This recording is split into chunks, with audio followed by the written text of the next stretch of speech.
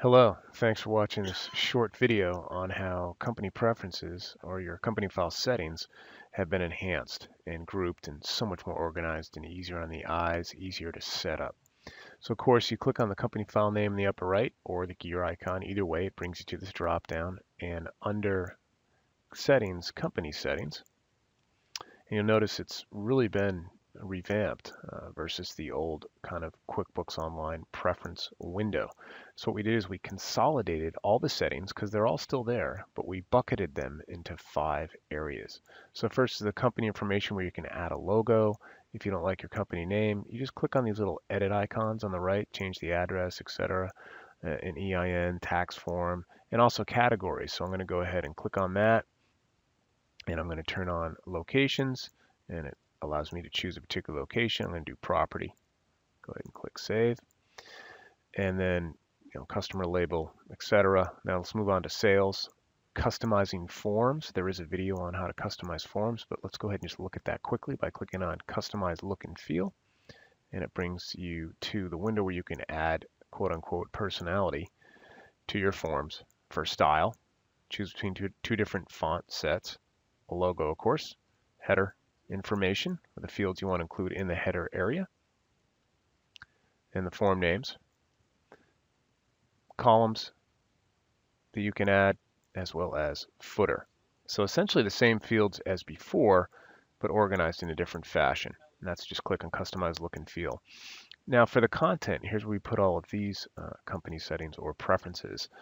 Shipping, default, invoice terms, service date. Even if I just click on one, it still brings me to the place where I can choose to add discount and the deposit field to my sales receipt and invoice, and turn on custom transaction numbers if I want to. Notice products and services would be next, although that will also be under in a different section when I go back to sales, but you can keep scrolling down the particular sales one. I'm going to go ahead and click on to track quantity on hand by clicking the edit. Of course, I want to save change for each section above that. Glad you guys saw that. Products and services, yes, I am going to track quantity on hand. Go ahead and save that. And we'll go to expenses next.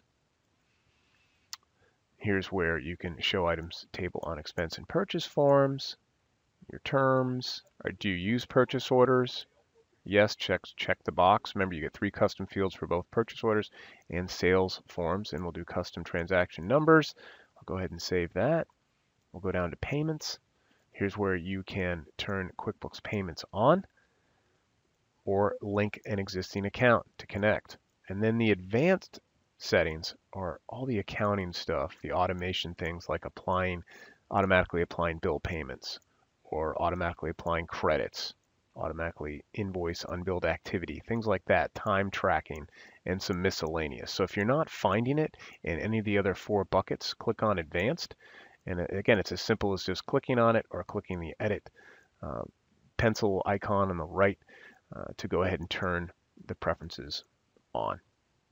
And then click done when you're done, and it rolls up back to the page you were on. So again, company file name or gear icon, settings, company settings, and there's the new and improved kind of preference or company setting area grouped into 5 easy buckets for the new QuickBooks Online. Hope that was helpful. Have a great day.